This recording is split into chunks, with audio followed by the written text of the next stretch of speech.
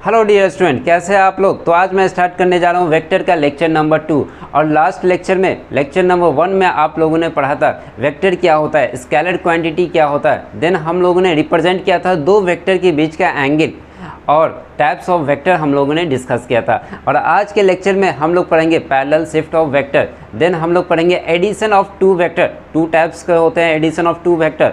First one हमारा है triangle law of vector and second one है parallelogram law of vector addition. जो most important है, ये दोनों लॉ आपके फिजिक्स के लिए मोस्ट इंपॉर्टेंट है। बट ये दोनों को समझने से पहले थोड़ा सा हम लोग कंसेप्ट समझेंगे parallel shifting of vector. Vector को शिफ्ट किस तरह किया जाता है। तो now let us start today's class. हमने एक वेक्टर यहाँ पे लिया, वेक्टर ए है, ये आपका वेक्टर ए है। अब इसे हम पैरेलल शिफ्ट हमें इसे करना है, तो किस तरह करेंगे। यहाँ से डॉट डॉट डॉट ले जाएंगे यहाँ तक, ये डॉट डॉट ले गया। अब इसको आसानी से यहाँ पे हम रखेंगे। इसका मैग्नीट्यूड सेम होना चाहिए, डायरेक्शन सेम होना चाहिए, चेंज नहीं होना चाहिए। आप लोग नोट में लिख लो, अगर आप किसी भी वेक्टर को शिफ्ट करते हो पैरेलल, देन उसका मैग्नीट्यूड और डायरेक्शन क्या होना चाहिए, सेम होना चाहिए, चेंज नहीं होना चाहिए। एक और एग्जांपल लेते हैं। आपका वेक्टर इस तरह है, ये वेक्टर ए है, ओके। तो इसे शिफ्ट करना है, तो अगेन हम क्या करेंगे, डॉट डॉट डॉट डॉट इस तरह ले जाएंगे और यहाँ पे रख देंगे वेक्टर ए। अब इसका डायरेक्शन और मैग्नीट्यूड आप चेक करो, सेम है। अगेन देखो, इस पॉइंट पे हमने फोर्स एफ अप्लाई किया, क्लियर। और फोर्स आपका क्या है, वेक्टर क्वांटिटी है। अब इसे हमें शिफ्ट करना है, तो शिफ्ट कैसे होगा, जस्ट इसके अपोजिट यहाँ पे हम डॉट डॉट डॉट ले जाएंगे और सेम फोर्स और सेम डायरेक्शन में रहेगा, डायरेक्शन और मैग्नीट्यूड चेंज नहीं होगा, क्लियर। नाउ अब इस पे एक छोटा सा क्वेश्चन हम सॉल्व कर लेते हैं। एग्जांपल में दिया हुआ ए से बी का वेक्टर, ए से बी 4 मीटर, बी से सी 3 मीटर, सी से D 4 metre, then D to E क्या है आपका 3 metre. Then find A E, vector A E find करना। अब वेक्टर ए ई देखो, ये रहा आपका वेक्टर ए ई। अब इसे फाइंड करना है, तो कैसे फाइंड करेंगे। अभी आपने पढ़ा पैरेलल शिफ्ट, तो इसे हम क्या करेंगे, शिफ्ट कर देंगे। देखो कैसे शिफ्ट करना है। ए टू बी तो एज इट इज़ यहाँ पे रह जाएगा 4 मीटर है, ए टू बी है, यहाँ पे ए बी, डायरेक्शन ये रहा। अब सी डी को हम क्या करेंगे, इसे शिफ्ट करके यहाँ पे ले जाएंगे। सी डी को शिफ्ट करके यहाँ पे ले जा रहे हैं, तो देखो यहाँ पे आ जाएगा, क्या है आपका ये point C and D 4 metre है, क्लियर। अब हम इसे क्या करते हैं, बी को रिमूव करके और इस तरह हम लिख सकते हैं, क्योंकि दोनों वेक्टर तो सेम डायरेक्शन में है, क्लियर, 4 मीटर। अब क्या करना है, इस 3 मीटर को शिफ्ट करके हम यहाँ पे ले जाएंगे, ये रहा आपका 3 मीटर।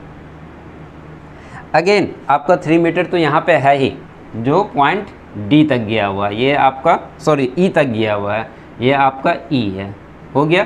एक वेक्टर ऐसे है, ये एक वेक्टर का डी ई वेक्टर ऐसे है, क्लियर। ध्यान से अब देखो, ए डी वेक्टर जो है आपका टोटल कितना, 8 मीटर है अब ये, और ये कितना, ये भी 3 मीटर, ये टोटल कितना है, 6 मीटर है। इसका टेल हेड है, सेकेंड वेक्टर का टेल से कनेक्ट है हेड, अगेन इसका हेड यहाँ पे है। अब जो इसका रिजल्टेंट हमें ए ई फाइंड करना है। ए ई जो होगा आपका फर्स्ट वेक्टर का टेल होना चाहिए और सेकेंड वेक्टर का हेड से कनेक्ट होना चाहिए। ये आपका क्या हो जाएगा, रिजल्टेंट हम कहते हैं इसे, रिजल्टेंट। और रिजल्टेंट क्या देता आपको, दोनों वेक्टर का एडिशन देगा। और आपका रिजल्टेंट यहाँ पे क्या फाइंड करना है, ए ई, यही आपका रिजल्टेंट है। तो आपका रिजल्टेंट क्या होगा, यहाँ पे तो आसानी से आपको पता चल रहा है, ये 90 डिग्री है, 90 डिग्री है, परपेंडिकुलर है, क्योंकि 90 डिग्री है तो आप अप्लाई कर दोगे Pythagoras theorem. Then A E equal to आप लिख सकते हो, ए ई इक्वल टू आप लिख सकते हो पाइथागोरस थ्योरम अप्लाई करके। हम इसका ए ई का ओनली मैग्नीट्यूड लिख रहे हैं, 8 का स्क्वायर क्या हो जाएगा, 8 का स्क्वायर प्लस 6 का स्क्वायर क्या हो जाएगा आपका, ए ई इक्वल टू 8 8 64 क्या होगा, और 6 6 36 100, 100 का रूट अंडर क्या हो जाएगा 10 मैग्नीट्यूड हुआ। और डायरेक्शन की बात करें, डायरेक्शन आपको दिख रहा है, ये रहा आपका डायरेक्शन। तो ए ई आपने फाइंड कर लिया 10 मीटर, जो आपको फाइंड करना है ए ई इक्वल टू 10 मीटर आपने फाइंड कर लिया। बिकॉज यहाँ पे काफ़ी आसान था, दो वेक्टर का एडिशन आपको फाइंड करना काफ़ी आसान था, बिकॉज ऑफ ये राइट एंगल ट्रायंगल था। अगर राइट एंगल ट्रायंगल नहीं दिया रहे, मान लो एक वेक्टर इस तरह है, क्लियर, दूसरा वेक्टर देखो, दूसरा वेक्टर ये रहा, ये भी अभी हम राइट एंगल ट्रायंगल बना रहे हैं। फर्स्ट वेक्टर का टेल यहाँ पे, हेड यहाँ पे, अगेन एक ऑर्डर में ये जुटा रहेगा, है ये ऑर्डर में, इसका टेल यहाँ पे है और हेड यहाँ पे। देन रिजल्टेंट आपका क्या होगा, ये आपका रिजल्टेंट होगा। इसे अच्छे से मेमोराइज कर लो, क्लियर। रिजल्टेंट क्या होगा, ये वाला रिजल्टेंट होगा। अब देखो ये भी राइट एंगल ट्रायंगल है तो आप फाइंड कर लोगे रिजल्टेंट। बट अगर आपके पास हम यहाँ पे बना रहे हैं, यहाँ पे छोटा सा बना रहे हैं, एक वेक्टर इस तरह रहे, दूसरा वेक्टर इस तरह रहे, दिख रहा है, और रिजल्टेंट ये होगा। देन आप कैसे निकालोगे इसका रिजल्टेंट, दोनों के बीच का एंगल क्या हो जाएगा। अब तो राइट एंगल ट्रायंगल रहा नहीं, पाइथागोरस थ्योरम अप्लाई ही नहीं कर पाओगे, तो यहाँ पे समस्या क्रिएट हो जाएगा। एक वेक्टर ये रहा, दूसरा वेक्टर ये रहा, रिजल्टेंट आपका क्या होगा, फर्स्ट वेक्टर का टेल से कनेक्ट करेंगे और सेकेंड वेक्टर के हेड से हेड कनेक्ट कर देंगे। ये आपका क्या है, रिजल्टेंट है, ये आपका रिजल्टेंट है। अब आपके पास समस्या आ रहा होगा, आप रिजल्टेंट कैसे फाइंड करोगे, राइट एंगल ट्रायंगल तो है नहीं, पाइथागोरस थ्योरम अप्लाई कर ही नहीं पाओगे। तो इस समस्या को, इस प्रॉब्लम को समाधान करने के लिए एडिशन ऑफ टू वेक्टर है। पहला क्या है, ट्रायंगल लॉ ऑफ वेक्टर, और दूसरा क्या है, parallelogram law of vector addition. इस दोनों लॉ से हम लोग ये आसानी से फाइंड कर लेते हैं। बट इसको समझने से पहले एक छोटा सा कम्यूटेटिव वेक्टर है उसे समझ लेते हैं, क्योंकि बहुत जगह यूज़ आता है इसका। क्या कह रहा है commutative vector, vector A plus vector B equal to vector B plus A, दोनों पलट गया। क्या ये सही है, चेक कर लेते हैं, क्या ये लिखना सही है, तो हम लोग चेक कर लेते हैं। हमने वेक्टर ए यहाँ पे लिया, वेक्टर बी यहाँ पे लिया, क्लियर। रिजल्टेंट आपको पता है, फर्स्ट वेक्टर का टेल, फर्स्ट वेक्टर का टेल सेकेंड वेक्टर के हेड से हेड कनेक्ट कर देंगे, तो यही आपका रिजल्टेंट होगा। देन आर इक्वल टू, अभी आपने फाइंड किया, आर इक्वल टू क्या होगा, रिजल्टेंट क्या होता है, दोनों वेक्टर का समेशन, क्लियर, दोनों वेक्टर का समेशन, क्लियर है यहाँ तक। अब आप क्या करोगे, इसके पैरेलल हम कलर चेंज कर रहे हैं, इसके पैरेलल बी के पैरेलल हम यहाँ पे एक और वेक्टर बी को ड्रॉ कर रहे हैं, शिफ्ट समझो, एक तरह से शिफ्ट कर दिया, ये रहा वेक्टर बी, और वेक्टर ए के पैरेलल हमने यहाँ पे एक वेक्टर रखा, ये रहा आपका वेक्टर ए।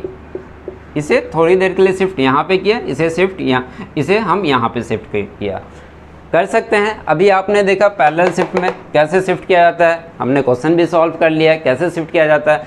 तो सेम प्रोसेस यहाँ पे भी अप्लाई करेंगे, बी को यहाँ पे शिफ्ट कर दिया, ए को यहाँ पे शिफ्ट कर दिया, क्लियर।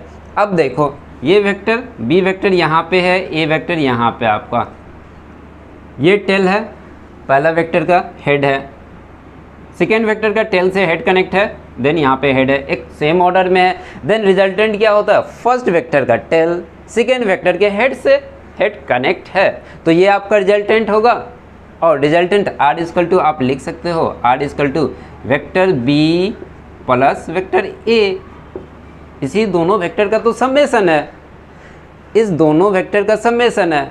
ओके, अब देखो ये वाला डायग्राम, ये जो हम दिखा रहे हैं, ये डायग्राम का रिजल्टेंट आर है, और इस डायग्राम का ब्लू वाले स्केच से जो हमने बनाया वेक्टर, इसका भी रिजल्टेंट आर है, ब्लैक वाले का भी रिजल्टेंट आर है, और ब्लू वाले का भी रिजल्टेंट आर है। तो आप लिख सकते हो, दोनों आर को इक्वल कर सकते हो, तो vector A plus vector B equal to vector B plus vector A, यही तो फाइंड करना था।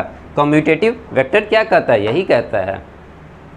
अब आपने यहाँ पर रिजल्टेंट निकाल लिया, ये resultant R equal to vector A plus B. अब इसका वैल्यू निकालना है, कैसे हम इसका वैल्यू निकालेंगे। अब इसका वैल्यू फाइंड करने के लिए हमें यूज़ क्या करना होगा, एडिशन ऑफ वेक्टर। यहाँ पे तो आसानी था, दो वेक्टर था, एक वेक्टर दो वेक्टर, पाइथागोरस थ्योरम फॉर्म में था तो हमने अप्लाई कर दिया।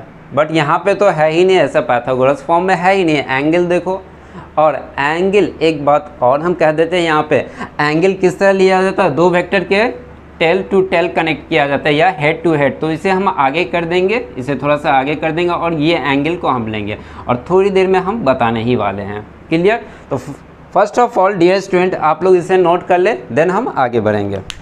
नाउ नेक्स्ट स्टेप में हम लोग पढ़ेंगे addition of two vector. Two types का होता है, पहला triangle law of vector addition, दूसरा क्या आपका parallelogram law of vector addition. First of all हम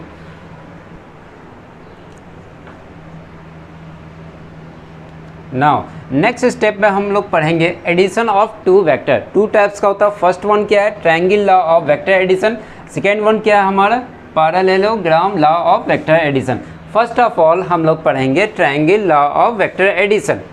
आप लोग हेडिंग दीजिएगा triangle law of vector addition, और हमने यहाँ पे 3 लाइन लिखा है जो बुक का है, आप लोग इसे नोट कर ला। अब इसे समझते हैं क्या कहना चाह रहा है, आसान भाषा में समझते हैं। 2 वेक्टर लिया, ठीक है ना, सेम ऑर्डर और मैग्नीट्यूड सेम ऑर्डर में हमने लिया, vector A and vector B. हम यहाँ पे दिखा देते हैं, ये आपका वेक्टर ए क्या कहना चाह रहा है हम डायरेक्ट यहाँ पे बता रहे हैं। वेक्टर ए लिया, ओके, देन वेक्टर बी हमने लिया, सेम ऑर्डर में वेक्टर बी है।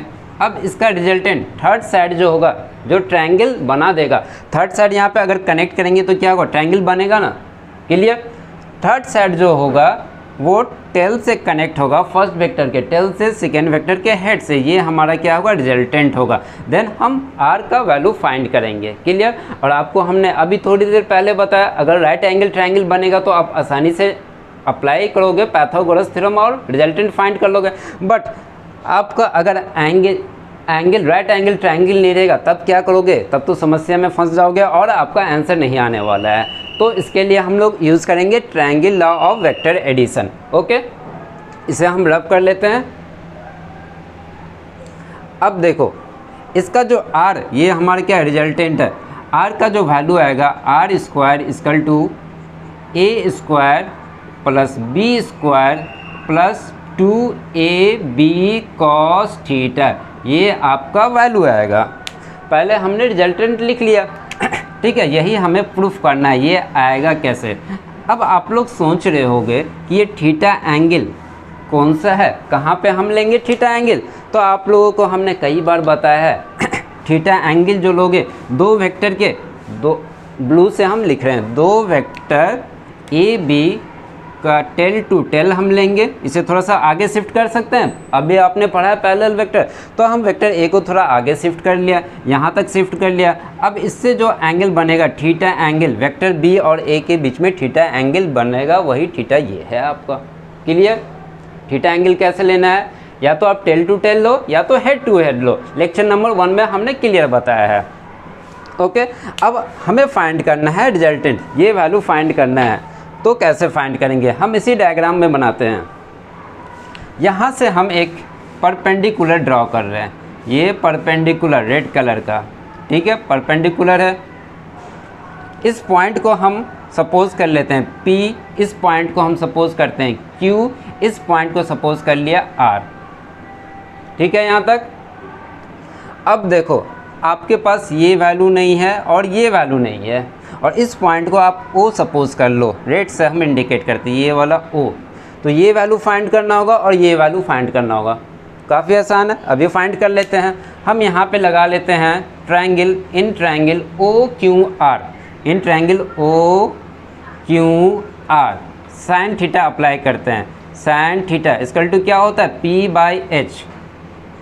यहाँ पे परपेंडिकुलर क्या है आपका, QR है, तो हम लिखेंगे QR, गिवन नहीं है। H क्या, हाइपोटेनियस है, हाइपोटेनियस हमारा क्या है, B है, तो हम यहाँ पे लिखेंगे ओनली मैग्नीट्यूड लिख रहे हैं, यहाँ पे डायरेक्शन के साथ है, हमने यहाँ पे मैग्नीट्यूड लिखा है। देखो कंफ्यूज नहीं होना, बहुत जगह यहाँ पे B है, वेक्टर A है, बट हमने यहाँ पे तो ओनली A लिखा है, B लिखा है, तो ये आपका क्या है, रिजल्टेंट मैग्नीट्यूड है, ओनली मैग्नीट्यूड की हम बात कर रहे हैं। तो कंफ्यूज बिल्कुल भी नहीं होना, जब क्वेश्चन बनाओगे तो अरे सर यहाँ पे वेक्टर लिखे या मैग्नीट्यूड लिखे, तो आपको मैग्नीट्यूड लिखना है। जब डायरेक्शन की बात होगी तभी तो आप डायरेक्शन के साथ वेक्टर लिखोगे। क्लियर? तो आप यहाँ से QR फाइंड कर सकते हो आसानी से। QR इक्वल टू क्या हो जाएगा, QR B इधर जाएगा, यहाँ पे हम लिख रहे हैं equal to B sine theta. आपने फाइंड कर लिया क्या, आपने क्या फाइंड कर लिया, QR फाइंड कर लिया, लेंथ फाइंड कर लिया, ये लेंथ फाइंड कर लिया।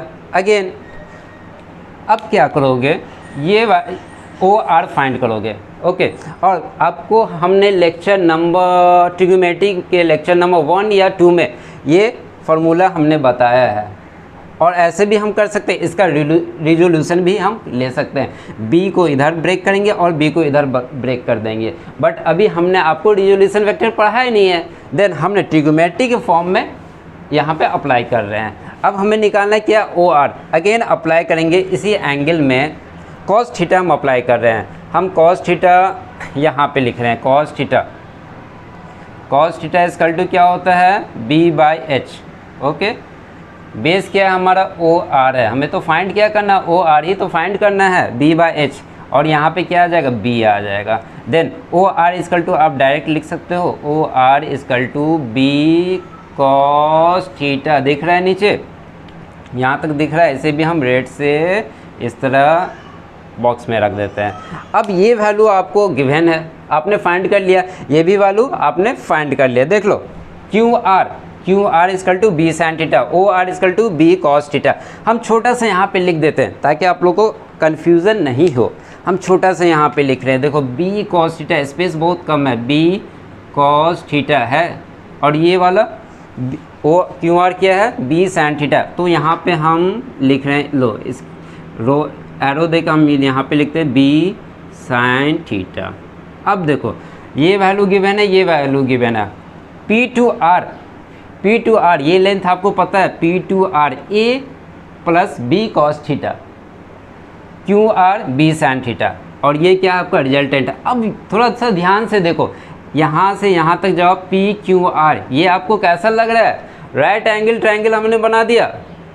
पी क्यू आर आपका राइट एंगल ट्रायंगल है, तो अब यहाँ पे आप अप्लाई क्या करोगे, पाइथागोरस थ्योरम अप्लाई कर दोगे। देखो यहाँ पे हम अप्लाई कर रहे हैं, in triangle P Q R क्या है आपका, ये राइट एंगल ट्रायंगल बन गया है। Apply Pythagoras theorem, apply Pythagoras theorem. Clear? तो कैसे अप्लाई करेंगे आपको पता है, फॉर्मूला क्या होता है, यहाँ पे हम लिख लेते हैं, hypotenuse square equal to perpendicular का स्क्वायर प्लस बेस का स्क्वायर, यही फार्मूला होता है।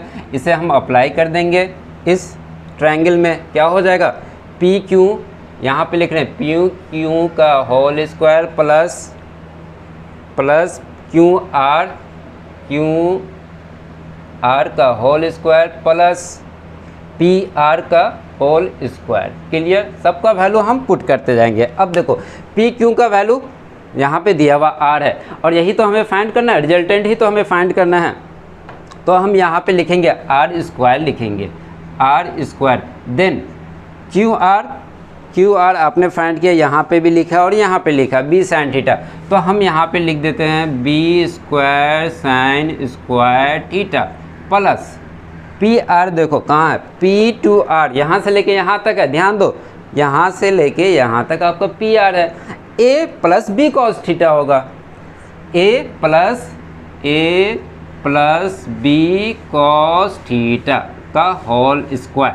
अब इसे हम ब्रेक करने जा रहे हैं, R square plus B square sine theta plus A square, क्या होगा बोलते जाओ, A square plus B square cos square theta plus इसका स्क्वायर, सॉरी प्लस 2ab, हम यहाँ पे लिख रहे हैं प्लस 2ab कॉस थीटा।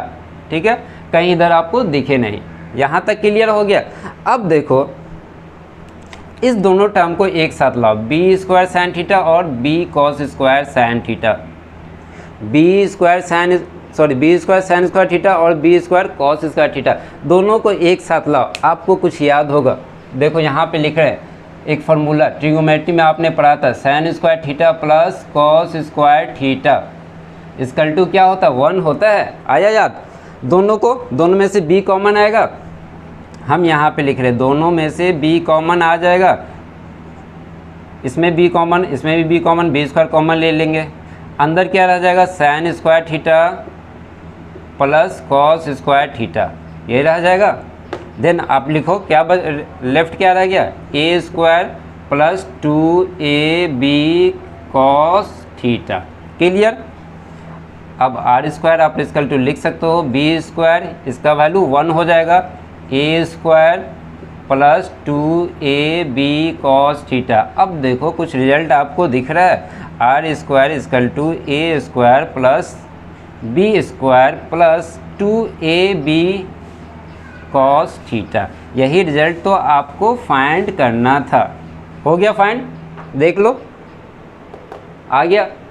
काफ़ी आसान था। आपने क्या किया, एंगल तो आपको पता नहीं था, ये सॉरी आप तो यहाँ पे डायरेक्ट लगा नहीं सकते थे, तो क्या कर दिए, इसको कन्वर्ट कर दिया राइट एंगल ट्रायंगल में और वैल्यू आपने फाइंड कर लिया। अब डायरेक्शन की बात करते हैं, डायरेक्शन कैसे फाइंड किया जाएगा।